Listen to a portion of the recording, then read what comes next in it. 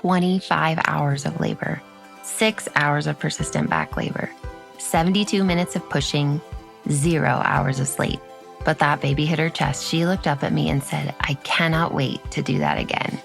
A perfect birth? That's for her to decide. But that feeling, that love for all she'd just done and that had happened, you can find the same inside of my birth course, Your Body, Your Birth. Created by a labor nurse who's seen it all and a mom who has done it 4 times, it is everything you need to actually understand what your body's doing, how to work with it, and how to make decisions you feel good about. You can walk into your birth calm, excited, and informed about every intervention or choice along the way, and you can walk out of your birth saying, "I cannot wait to do that again." To save 20% and get started for as little as $69 today, head over to thelabormama.com/birth or use the link in your show notes and be sure to input the code podcast at checkout.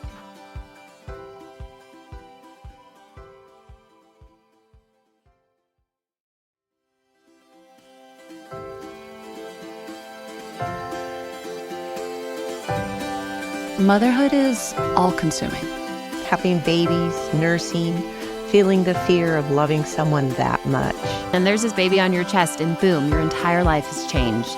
It's a privilege of being your child's safest space and watching your heart walk around outside of your body. The truth is, I can be having the best time being a mum 1 minute, and then the next I'm questioning all my life choices. I'm Lo Mansfield, your host of the Lo and Behold podcast. Mama of 4 littles, former labor and postpartum RN, CLC, and your new best friend in the messy middle space of all the choices you are making in pregnancy, birth, and motherhood. If there is one thing I know after years of delivering babies at the bedside and then having and now raising those 4 of my own, it is that there is no such thing as a best way to do any of this. And we're leaning into that truth here.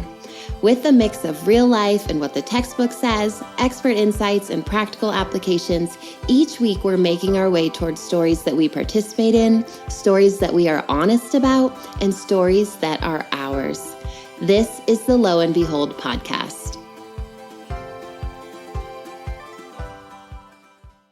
I have got a birth story for you today for today's episode. I had brought on Kelsey. She was actually one of my students in Your Body, Your Birth, and she also was inside of my induction course as well. And you will find in her 2 stories that she was really able to utilize both because her 2 stories are not super similar and they did kind of progress and go differently, really starting inside of her pregnancies and then throughout the birth and the postpartum. So I love when you guys come on and you can share stories that are really different because I love hearing like what you pulled from one story to the other, what wisdom you brought forward, what you wanted to change, what you didn't want to change. And Kelsey's stories today are a great example of that. So let's get into those 2 stories with her. Hey, Kelsey, thank you so much for being here with me today. Why don't you go ahead and give us kind of more personal introduction of you, your family, your life, and then we'll just get into your birth stories. All right. I'm so excited to be here. Thanks for having me on. Yeah. So like you said, my name is Kelsey. I originally grew up in California, but within the last 10 months or so, within the last year, we moved to Seattle, and I live here with my son, my 2, almost 2.5-year-old, and my 2-week-old. So we are just adjusting to our brand new life here. Lots of big changes in the last year, but I'm so happy to be here.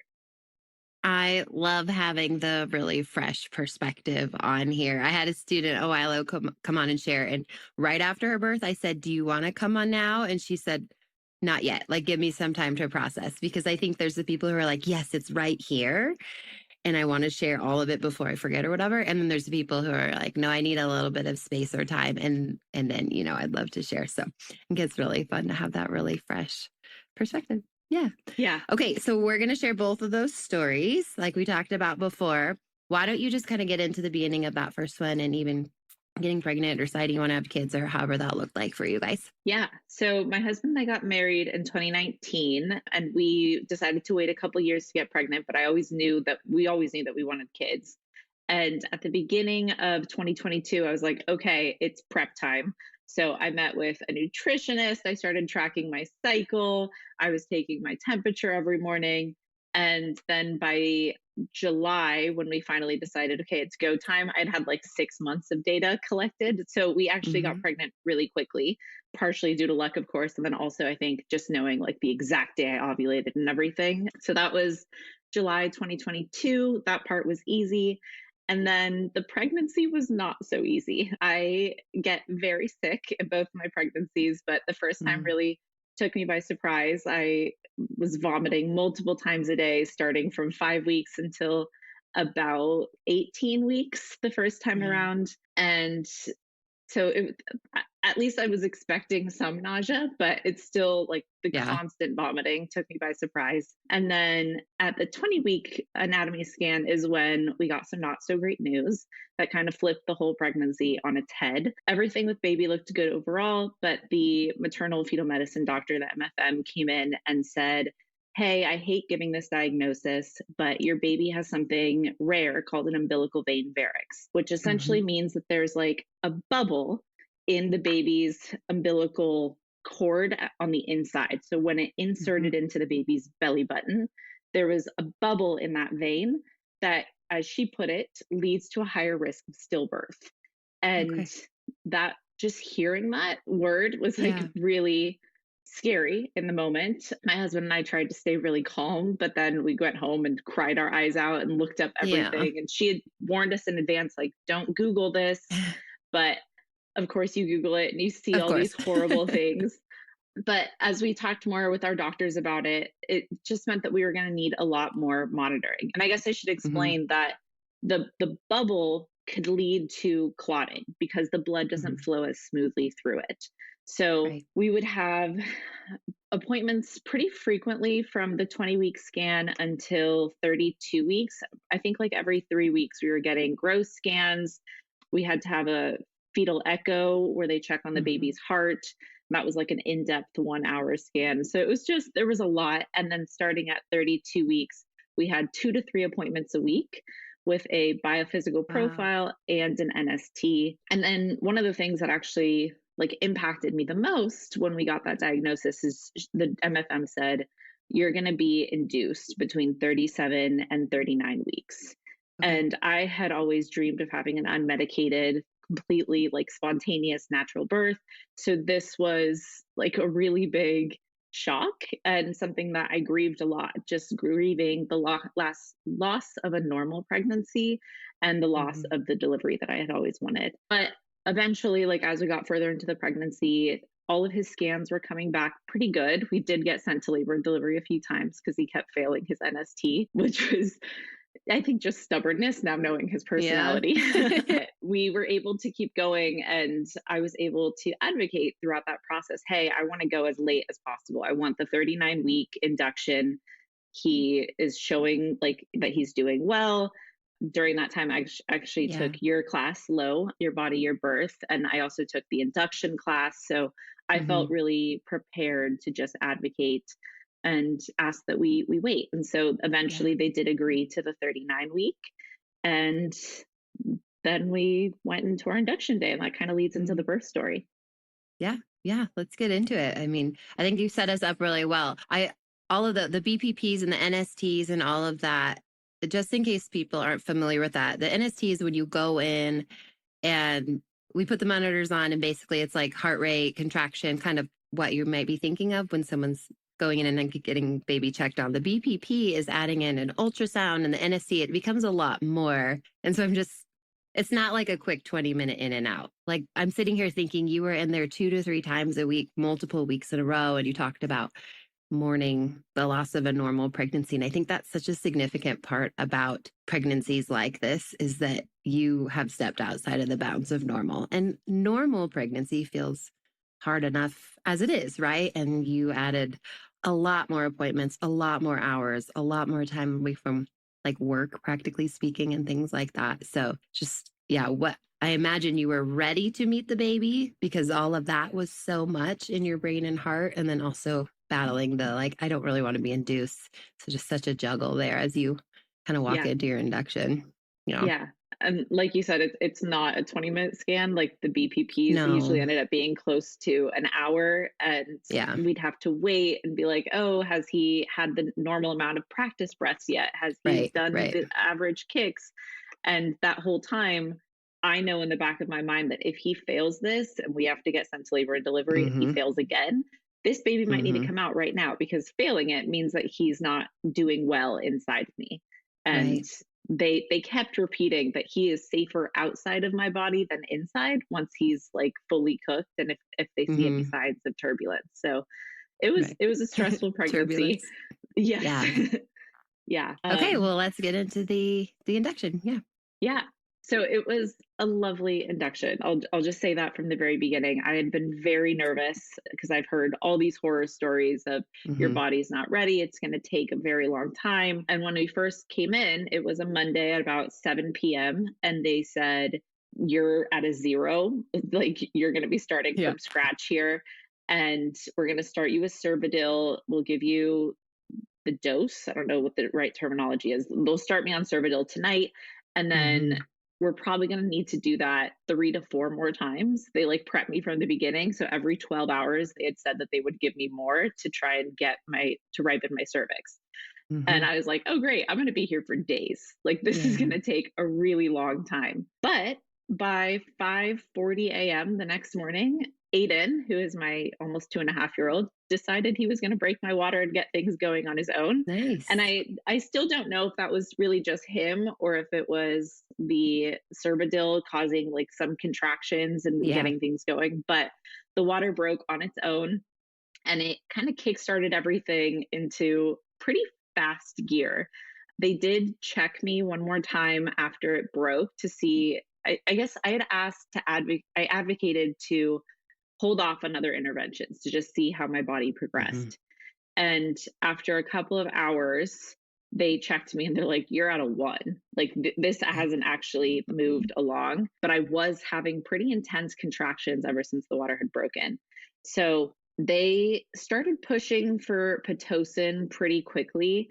And I continued to push back, like, let's just see what my body does. But by about 1 in the afternoon, so 5:40 to 1, like, the contractions were really painful, and Mhm. according to them, I wasn't really making any progress. So I agreed to let them start Pitocin, and I got the epidural pretty soon after that because I Mhm. was like, "These are painful enough. I don't want to experience it with Yeah. Pitocin too." And then after they got the epidural, they checked me again. They're like, "Oh, you're at an 8 now."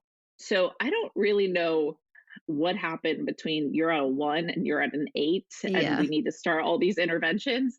But I was grateful that I was that far along. Mhm. And they put me into the throne position to help me just kind of get baby down. And at 5:10, they said, okay, you're complete. You can start pushing.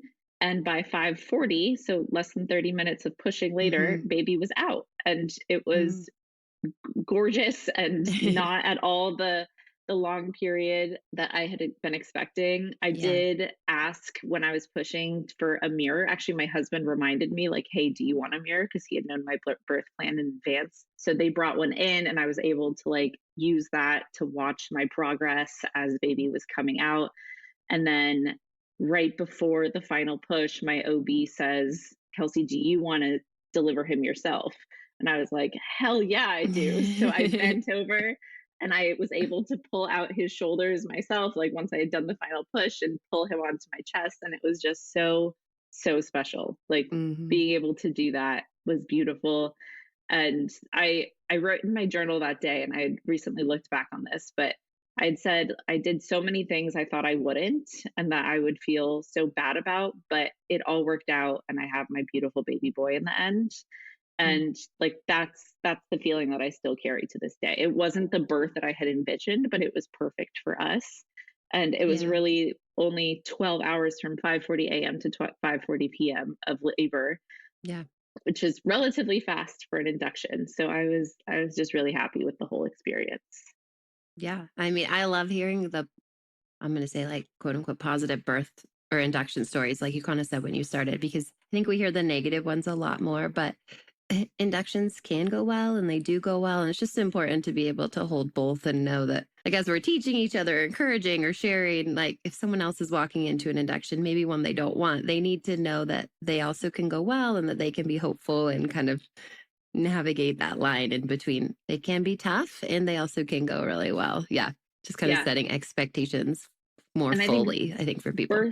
Birth education is a huge part of that too, and just knowing what you can expect and then how you can navigate the different options that they're throwing at you, especially in an induction when there's going to be more interventions. Knowing, okay, this is what Pitocin does, or my water broke, here's what I can expect of how long they'll normally give me. In retrospect, maybe I would have advocated for more time, since I did go from 1 to 8 so fast. I don't know at what point that changed.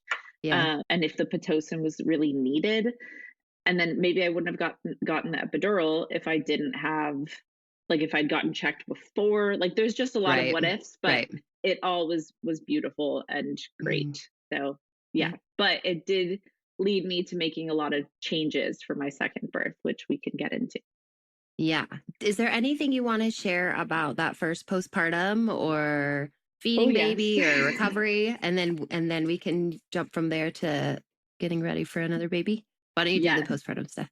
Absolutely. So I am like a huge proponent in knowing what you're getting into and all the different possibilities. So I ended up getting postpartum depression with my first baby, and we had known signs of baby blues and things like that, but I could tell pretty early on that the feelings I was having was much more than just regular baby blues.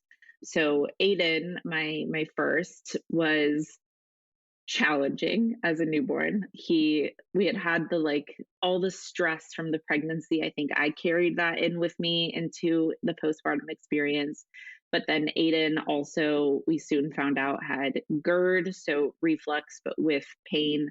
He also had a dairy allergy, which might have been causing some of the reflux.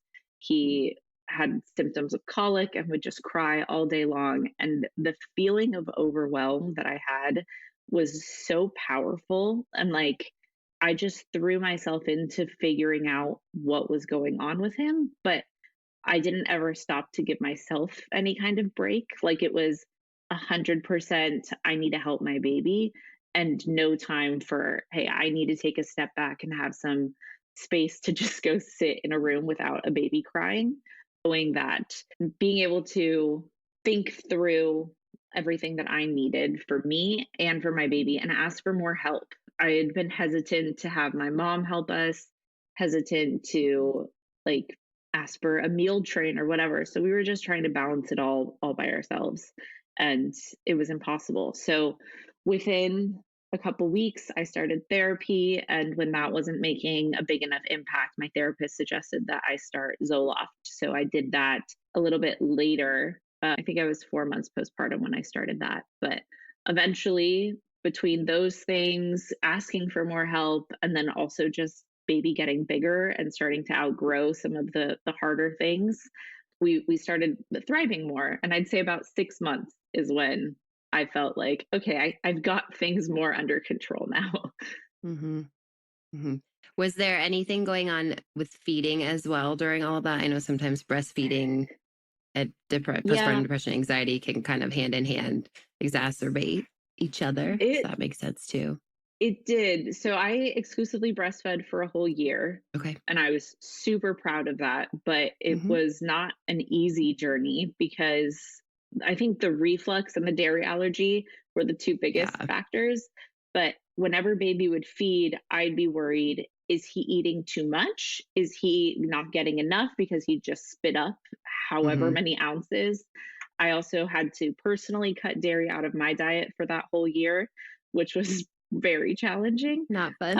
But it's just the stress of not knowing what your baby needs and how you can help. And if he was having a really bad day, I would be hard on myself. Did I have a slip? Did my chai latte this morning accidentally have milk in it when I ordered it from the coffee shop? Did that salmon that I got from the corner store, did that have any dairy in the salad? There was just so many questions. But we pushed through. I ended up going to more of an exclusively pumping process a few months in rather than just nursing all the time because I was Yeah. able to track more how much he was getting. Mm. He always gained weight appropriately, but it was more reassuring to me to see how many ounces went into that bottle and then Mhm. estimate how many ounces came out of him because Yeah. it was projectile reflux. Like he would Okay. spit up 2 feet in the air and you just see this huge quantity of milk on the floor and go, was that the whole feed? Was that none of the feed? I don't Yeah, know. definitely. So he put us through the ringer for sure. Yeah. And he still I does. know. It He's a makes me fiery little laugh boy. thinking about like him projectile vomiting because including me, like you see these reels or YouTube videos and it's a baby kind of like spitting up, right? And you're seeing kind of normal spit up and maybe they're happy spitter, blah, blah, blah. And then you don't really get education when you're like, but my kid is like launching spit up across the room. Like, where's the video on that? Is that normal? Because that's just not typically what you see portrayed in education. It's more that like normal type of spit up. And that is a little extra. He was being a little extra. So, Little extra. yeah. Yeah. We went to the ER when he was 9 days old because we called the Okay. pediatrician. We're like, he's vomiting. Like it is spewing Yeah. out of their mouth. And the concern there is pyloric stenosis, Mhm. which there's like a blockage in baby. So we had to go get checked out. Thankfully, he Yeah. didn't have that. But even at the time, we were actually a little bit disappointed that he didn't have that because that Mhm. can be corrected. Whereas all these other things is more of a long term. So he Mhm. just, he wanted to make sure that we did not get too confident in parenthood. Got He it. wanted to keep They're us on good our at toes. humbling us. Yeah. Yes, They're really good at exactly. that. Although I will say, when you were saying around 6 months, and we can use this to get into the next story, that you said around 6 months that you felt you were starting to feel like, okay, I'm getting this, I'm figuring it out. That is that also the point where you thought like, okay, when are we going to have another baby? Or was that later? Oh, or no. when did you feel ready for that? Because it sounds like he was a little bit tough the first year and you was a big learning curve. And so obviously you did choose to have another one and they're pretty close together. So Yeah. how'd you get to that place? I'd say that it wasn't until well after a year, like about a year, Okay. that we said, okay, we can see ourselves doing this again. 6 months is Mhm. when I started to really enjoy motherhood. The first Okay. 6 months, I was in pure survival mode. From Yeah. 6 to 12 months, it was fun, but I was still overwhelmed. I didn't know Yeah. how we would possibly do it again. And then I think it was about 12 months when my husband said, I think we can do this again. And if we don't do it soon, we'll probably chicken out and not do it at all. Yeah. I think we both had some trauma from that first year. So I said, okay, give me 6 months. I just stopped breastfeeding. Like, give Yeah. me 6 months just for myself, and then we can do this again. So we found out. I guess should I go into the next part? Yeah, please go ahead. So we decided to start trying in September of 2024. We moved to Seattle 2 weeks earlier, and we're just like, okay, let's see what happens. And it happened again. We got pregnant on the first try. We were very fortunate, but we just kind of like it flipped everything on its head. We were in a brand new state, a brand new home, just a lot of transitions. And now I'm pregnant again. And I was hoping that maybe I wouldn't get as sick this time, but that was not the case. I was very sick for 20 weeks this time around. Mm. And, but at the 20-week anatomy scan this time, I was feeling really nervous, wondering what would happen. But baby was perfectly healthy. And it was such a huge relief and also like unknown territory for us to not have these constant scans and interventions and people like just constantly poking and prodding me. I ended up going with an OB that many people recommended, and they said that she acts a lot like a midwife, which is true. We would sit down, she'd have 30-minute plus appointments with us, answer all of our questions. We never felt like we were being rushed. And I asked her pretty early on, like, what are the policies for an induction around here? Or like, just how does everything work? And she said, honestly, we won't even think about induction until at least 41 weeks. And that was just so crazy for me, having had the experience of doctors telling me that 37 to 39 was going to be the average. So it was a big relief, and everything was just really calm this time around. But I didn't want to take anything for granted. So I decided to just build my village this time early on, using a lot of the lessons I'd learned the first time. So I ended up hiring a birth doula who was great and gave me a lot of advice and support during pregnancy. And then, of course, during the birth that we can get into. We hired a night nurse this time around to come 3 to 4 nights a week. I found a new therapist once we moved to Seattle. I was just like, I am not going to be the shell of the human that I was the first time. I am going to have more knowledge, more support, and just have that village of people so that I can feel confident throughout the pregnancy, birth, and postpartum experience. So all of that prep work really paid off, and I was able to actually enjoy this pregnancy, not feel the same levels of stress that I did the first time. My therapist helped me talk through all my concerns, so I didn't have as much fear going into that anatomy scan, going into the postpartum experience. So yeah, for those listening, I highly recommend just thinking through everything you might want and trying to establish those resources early on instead of scrambling last minute of, I don't know what I'm doing here. Please, someone help me. Yeah, we hear that a lot, I think, with lactation, but it really does apply in a lot of ways. Because lactation, it's like, I'm always saying, find an LC that's in your network or whatever before, because you do not want to be looking for them when you're 5 days postpartum and you don't know who's in your network, or they're busy, or of course they're used to accepting patients, I'm sure, very quickly. But to have the numbers and know who to call so that when or if you need them, it's just right there. It's like a gift to yourself, honestly, like you're saying. Yeah. The other thing, so valuable. Along those lines, the other thing that I did was get a prescription for Zoloft before I needed it, like before birth, before any of it. And it's just waiting for me at CVS. I don't feel like I need it in this case, but she wrote it for me months ago, and it is just there whenever I need it, which is a huge relief, because the first time around asking for that help and being like, I need to find a psychiatrist or a doctor to write me that prescription was so overwhelming and such a big hurdle to me actually getting the resource that I needed. Yeah. So had you come off it like after the first year or something with your first son, and then I'm assuming weren't on it in your pregnancy, it sounds like, and then yes, I was not on it. You. I came off it at about 9 months postpartum, I think. Okay. With my first. So I was on it from 4 to 9 months. And I was like, okay, I'm feeling good. Things are better. I feel more in control. I'm ready to wean off. So I did that with the help of my psychiatrist. Okay. All right. If there's nothing else about this pregnancy, why don't we do the birth? Yeah. So birth was 2 weeks ago. So like we talked about at the beginning, it's really fresh. And I went far past when I thought I would go into labor. I listened to your episode, Lo, about your first birth story, and I was also convinced that 39 weeks was going to be my date. And for no reason, weeks, right? Like, why do we think that? Yeah. But 39 weeks came and went, and I was getting super impatient. Like every night I'd go to bed, I'd give my toddler a huge hug, and then I'd wake up the next morning positively livid that I was still not having this baby. So 39 weeks and 5 days, I had an OB appointment, and I asked her to check me because I was curious and just hoping that I had made some kind of progress towards getting this baby out. And she said that I was 2.5 centimeters dilated and 70% effaced, I think.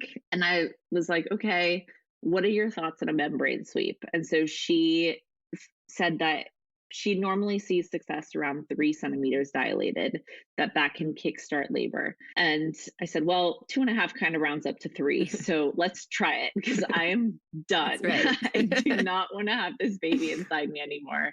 And so she agreed, and she did the membrane sweep, and it wasn't painful. I know a lot of people say it is, but in case it makes anybody out there who's afraid of it feel better, I did not find it painful at all. And as she did it, she said, oh, I feel you contracting. And I was like, oh, you do? I don't feel anything. But it kind of got me a little bit excited that maybe my body was already working on something, or she just kickstarted something. But my husband and I went out to dinner after that appointment. We got chocolate cake for dessert at a different little shop and just had like a lovely date night that ended up being our last one for a while because we went to bed at 9 p.m. and at 11 p.m. I woke up feeling intense contractions. Like things were definitely happening. And I was nervous about whether it was the membrane sweep just causing irritation or if I was in actual labor. So I messaged my birth doulas, and I had two of them that would switch off depending on who was available. And they suggested that I try these things to see if it either stalled out the contractions or made them more intense. So first was to drink 32 ounces of water with electrolytes. Second was to do 5 30-second inversions. So go upside down on the couch. Mhm. And then 3 was to go sit on the toilet for 15 minutes, I think, sit backwards on the toilet. And I was like, sure, whatever, let's do Yeah. it. So I got up and I did those things. And even walking around the house to fill my water and stuff, the contractions were kind of taking my breath away. Like they were already very intense.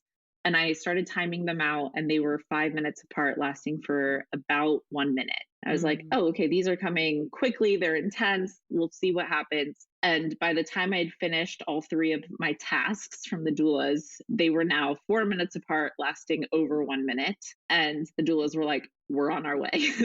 Like things are happening. So I went upstairs and I started to get dressed. And up until this point, I didn't want to wake anybody up because I didn't know what was actually happening. But once I went back into the room, my husband noticed and he got up and he starts getting things ready and goes down. My mom had been staying with us to be our child care for our toddler if and when I went into labor. So he woke her up. She comes up into our room to stay there near the baby. And we're just like, okay, it's go time. Let's wait for the doula to come. And at this point, it's now like 1:30, 1:15. And my husband put the TENS unit on my back, which was incredible. Like by far the best pain relief I had. And I would turn it up whenever I'd have a contraction. We kept waiting and timing. And now at 1:30, I was contracting every 3 minutes. The contractions were lasting like 1 minute and 10 seconds. And it had been 2.5 hours that they were getting closer and closer together. So we called the doula and she's like, okay, scratch the original plan. I'm not going to come to your house anymore. We'll just go meet at the hospital at this point. So when all was said and done, we finally got checked into our room at the hospital by 2:30. And triage had confirmed that I was 5 centimeters dilated now. I was a little bit disappointed with that. I was kind of thinking that the intensity meant that I was further along, but they said, like, you're a second time mom. You had a pretty quick birth the first time, especially given that it was an induction. You're here at the right time, believe us. And I was like, okay, fine. So they started checking my blood pressure and I had to sign a couple of pieces of paper. And when all was said and done, they let me get into the birthing tub. And I gave birth at UW Northwest here in Seattle. And they have these gorgeous, huge birthing tubs that are big enough for like 4 people. And my doula, while I had been doing all the check-in things, she put up this like starry night projector that would change colors, and she had string lights and she played my birth playlist, and it was just gorgeous and so serene. So I got in the tub. My husband got in with me. Like I said, they're huge tubs, and he was able to squeeze my hips during each contraction. And he kept reminding me to relax my body. Like he had done a lot of preparation too, which I'm so grateful for. And contractions just kept getting more intense. And I'd been breathing through them. I'm now moaning through them. As the intensity like strengthened, I turned to my husband and I said, I need you to yell at me with this next contraction. He's like, what do you mean? I'm like, just tell me I can do this because I'm losing hope here. And so he like tried his best, but he's not a yeller. He's a gentle giant. But he kept doing his thing. And it wasn't long after that I turned to my doula and said, can I get checked? Can you ask the nurses to check me? Because I'm feeling pushy. and I want to know like where I am. I was also really hoping that at this point I was in transition because I Yeah. was having that second thought of, I don't know if I can keep going, especially if it's going to be a really long time. So I got out of the tub, they checked me, and the nurse said, "You're about 7 or 8 centimeters dilated." And again, I really felt like it should be more than that, especially because I'm now feeling this urge to push. But like I felt that disappointment. And my doula says, "Look, you can trust your body here. Like, let's not push quite yet. But if you feel like you're ready, like, let's start getting ready to push. So I'm going to go Mhm. have you sit back on the toilet again, the dilation station, and That's see right. if that can kick things along. And then we'll get you back in bed." I was like, "You're telling me that I can push even though I'm not at a 10." She's like, "Just trust your body." Yeah. So I did. I sat on the toilet for a little bit. I did not push on the toilet. But once I went back onto the bed after 3 contractions on the toilet, I felt the fetal ejection reflex. Like my body was just getting this baby out right now. And I don't know if it was the moaning that I was doing, the change in my voice, but all of a sudden there were 10 people in the room. The nurse literally grabbed an OB as she walked out of she was doing a C-section. She had like just finished. They grabbed her, pulled her in, and one push later, and baby Ethan was on the bed. I had pushed in all fours, and he just Mhm. popped right out immediately. My husband nearly missed it. He had asked, he was like, "Give me 2 minutes. I'm going to change out of my wet bathing suit." He had just barely gotten back when this baby popped out. So It funny. was so intense and so fast, but I will say that the crown of fire, or the ring of fire, that was Mm, more intense than I'd expected it to be. But yeah. everything else up until that point, I didn't really think of as pain. Like I had felt intensity in every contraction, but it wasn't until that ring of fire that I was like, "Oh, this burns," and then baby was out. Like it's Yeah, it's done. short. It's so It's short. very Yeah. short. But yeah, he came right out, and I was able to pull him to my chest. He literally landed headfirst on the bed. I was hoping someone might be able to catch him, but they didn't. Whoops. I think they weren't quite expecting him to come out as fast as he did. Yeah. But I pulled him up and I turned around, and it was just so great. And it felt like a redemption from my first Yeah. time. Like I finally was able to get the birth that I had hoped for. And also in my first birth, I felt so much fear once those contractions hit.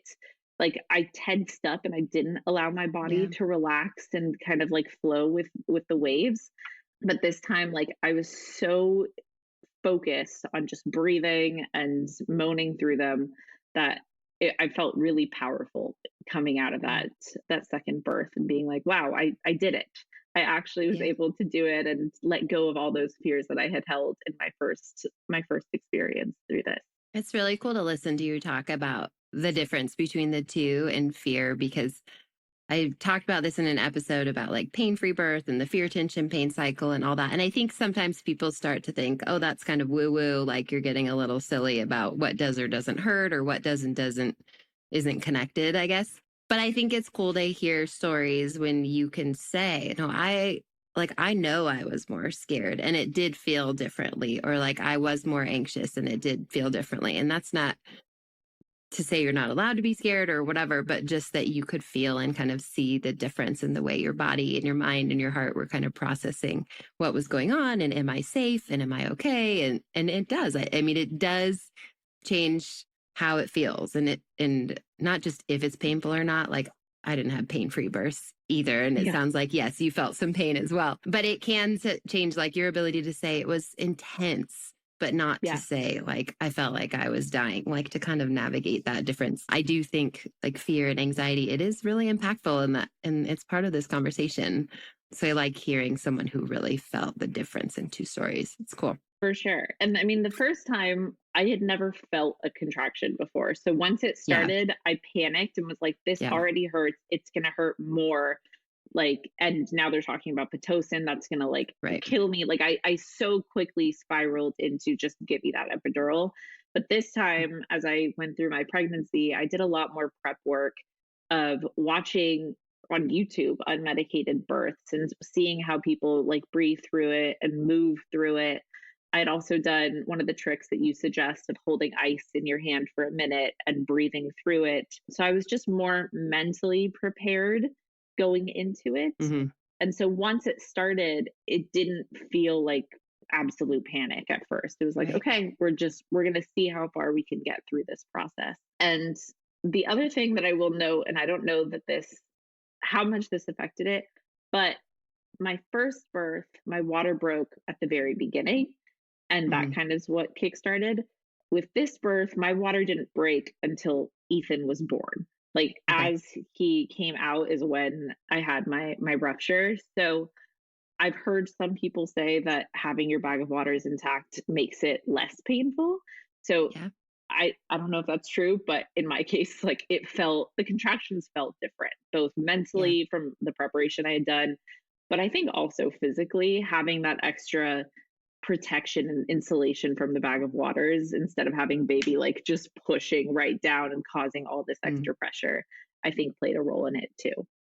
Yeah. It's always made sense in my head. And then I think of the millions of moms who would be like, no, labor hurt really bad and my bag of water wasn't broken, so it's like, it makes sense Yes. to me. My bag of water with all my kids broke right at the end. So again, like I never had that. The opposite. Again, I love that you can kind of juxtapose your two experiences. So I only have the one thing of like, this is how it felt for me. And the bag of water was always intact. So I'm sure that there are lots of moms who would agree with you. And I can just hear the moms who are like, no, that bag of water doesn't make it easier. So it's personal, but you can compare your two, which is really cool. Okay. Yeah. I know you are just barely into postpartum, but anything that feels like really relevant or has come up so far in these couple of weeks you guys have all been together? Yeah, well, I think this kind of goes back to the birth story, but it's also affected me more postpartum. But my third stage of labor, delivering the Yeah. placenta, was problematic this time. Right. So once baby came out, I was able to hold him. I turned around and I got on my back so that they could do all their evaluation stuff. And about 30 minutes after baby had been born, the doctor says, hey, we've been doing Pitocin to get the placenta out, so active management, but it's not coming. Like there's no signs that your placenta is trying to deliver itself. So we're going to start doing some more things to get this moving, including more fundal massages. And they started very gently tugging on the umbilical cord. And I was like, just do whatever. I don't care. I have my baby. Yeah. It's fine. Another 15 minutes went by and the placenta had still not delivered. And at this point, they were starting to get visibly nervous. My doula later told me that I had started hemorrhaging a little bit. Like there was just more and more blood coming out as my uterus was contracting, but the placenta just wasn't delivering. And so they eventually said, hey, we're going to need to manually extract this. Like you have a retained placenta. The entire thing is lodged in there. This is going to hurt is what they directly told me. And so they said, we can give you nitrous gas or we can give you some fentanyl in your IV. And I looked at my doula and was like, I just had an unmedicated labor. I've been trying to avoid any extra interventions. What are your suggestions? And she was like, get the drugs. Your baby is out. This is going to hurt. Get the drugs. Yep. So I was like, okay, fine. So we did the fentanyl. They said that it'd feel like I had a glass of wine. I don't think I felt very different, but all of a sudden she gloves up and just reaches her entire arm inside me up to like her elbow and just starts rooting around. And I could see her arm like swooping back and forth. And I had a 2nd-degree tear and they couldn't give me lidocaine until the placenta was out because there was so much blood. So that whole time I'm feeling her tugging on my open wounds. It was not a great experience. I don't want to like scare anybody, but I had never heard. It's real. It happens. So yeah. I hadn't prepared for this. I had prepared for the birth, but not the post, like the third stage of labor. I knew what was supposed to happen in my first pregnancy. It just came out. But all of that made it really difficult for me to have like a golden hour with my baby because I'm in pain. I like, even though with the fentanyl, like it's reducing the pain, the lack of stitches and lidocaine and stuff going on where I had torn, plus the pressure inside me, it was pretty brutal. And so I didn't want to like have my baby latched on while I'm kind of squirming and in this discomfort. So that part wasn't as beautiful. And I think even now mentally I separate my birth experience from the third stage. I don't want it to like impact the actual birth of my baby because that was so perfect.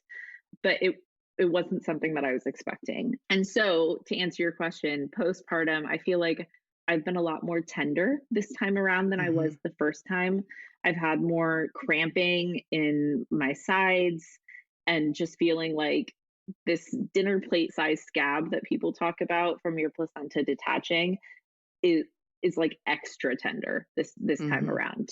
I don't know if it's extra big or if it's just in my head, but I've felt much more fragile moving around. So I've been trying to take it physically easy and just allow my body to recover from that experience. And in the end, they were able to manually extract it in one whole piece. There wasn't anything left over. And they think that a part of the reason is it was all the way up at the top. So fundal, I think is the term, or fundus. It was at the fundus. Yep. And so when my uterus was contracting, it just wasn't accessing that tippy top where the placenta happened to be. And that's why they needed to manually go in and get it out. So that was the less great part about my birth, but it has affected me more postpartum and just needing to be a little bit more gentle. Yeah. Well, thank you for sharing all of that. I'm just sitting here and I'm like, it's been 45 minutes. Do you just want to go hold your baby? She's not holding her baby while she's talking to me. So I'm like, this has been too long. You're only 2 weeks postpartum. You need to go hold your baby. He's sleeping on dad right now. So he's good. He's happy. Yeah. Yeah. Is there anything else? I know, again, it's only been 2 weeks, but like anything else you can think of? I know you said you're feeling great right now in terms of mental health, which is amazing. Anything else that's come up, or sibling, introducing the siblings, anything like that?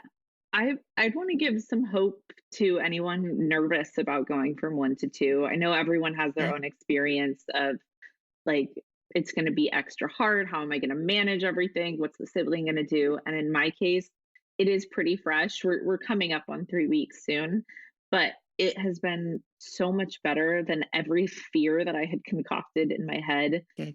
His big brother absolutely loves him. We've had no issues with jealousy. He was pretty independent before. And so I think the fact that he's not like always attached to me has made it really easy because he doesn't mind that baby is attached to me and then just like, again, the mental preparation. I knew going into it how hard things can be when you're sleep deprived and you're trying to nurse and you're doing all these things. So I just felt like it was much less overwhelming this time. I was more comfortable like with nursing positions. I could just get baby latched pretty easily. I knew like, hey, some babies fight sleep sometimes. You're just going to get through it. It's okay if they're crying as you're rocking them. Like you'll get through it and the baby will sleep and everything will be all right. And like my mantra is just, it keeps getting better. I can look at my toddler and think we went through hell and back in his first year. And now he's talking and chatting and showing his baby brother his trucks. And it's just so special to watch these kids go by. So even though I personally find the newborn stage to be really hard, I'm really trying to soak it in and know that every day is going to get a little bit easier. So that's my advice.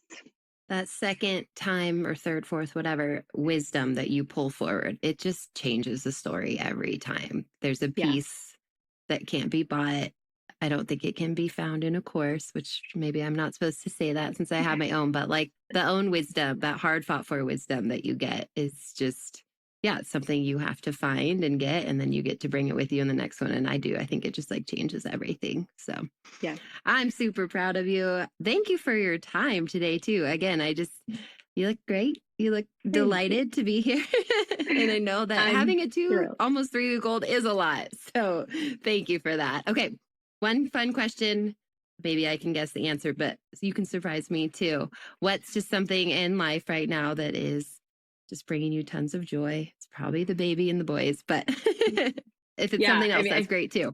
I feel like the easy answer is saying like having a sweet baby boy, but I think honestly it's watching my older boy just love on his baby brother and seeing that connection already grow. And I'm so proud of him. Every time he interacts, we haven't had any issues of jealousy, and I'm sure that they will come as we have new challenges. But just right now, I'm just so proud of him, and it really makes me emotional to watch their sweet little bond grow.